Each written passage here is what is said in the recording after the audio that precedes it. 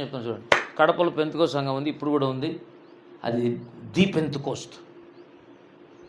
కాకినాడ నుంచి వచ్చి పాస్టర్ అక్కడ ఉండి చాలా ఏళ్ళు దేవుని వాక్యం, అద్భుతమైన వాక్యం. ఆయన పేరు హరిదాసు. ప్రభుని నమ్ముకొని దేవదాసు అయిన కాకినాడ నుంచి వచ్చి ఇక్కడ సంఘంలో వాక్యం చెప్పేవాడు. వింటున్నావా?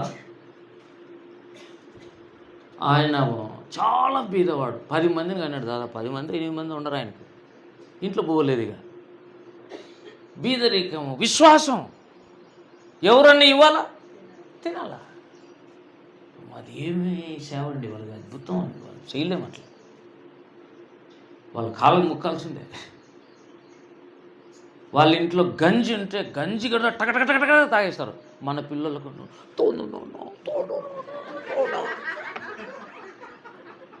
నాకైతే భలే కోపం వస్తుంటుంది. ఎందుకంటే అవి చూసినా నేను పడేస్తే తాగాలంతే.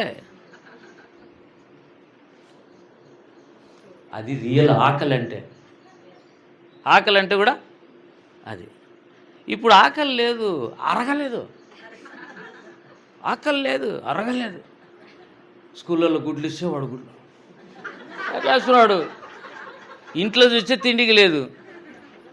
ఆ ఇంట్లో తిండికి లేకునుండి, స్కూల్లో తిండి లేకునుంటే ఇంటికి వస్తానే ఆకలికి పెట్టినది కాలే కడుపుకు మండే గంజి అని సామెతుంది. ఏది పెట్టినా కూడా తాగుతాం. అబ్బా, మేము చిన్నప్పుడు మా అమ్మ ఎప్పుడన్నా ఎక్కువ గంజి చేస్తే దాంట్లో పసుపు వేసుకొని, ఆల్రెడీ ఉప్పు ఉంటుంది దాంట్లో, ఉంచుతారు కదా గంజి, దాని తర్వాత పసుపు వేసుకొని స్పూన్ తీసుకొని అదేమో కవ్వాలి, పాలు కవ్వాలి. ఎంత మధురంగా ఉంటుంది. దేవుని స్తోత్రం కలుగును గాక.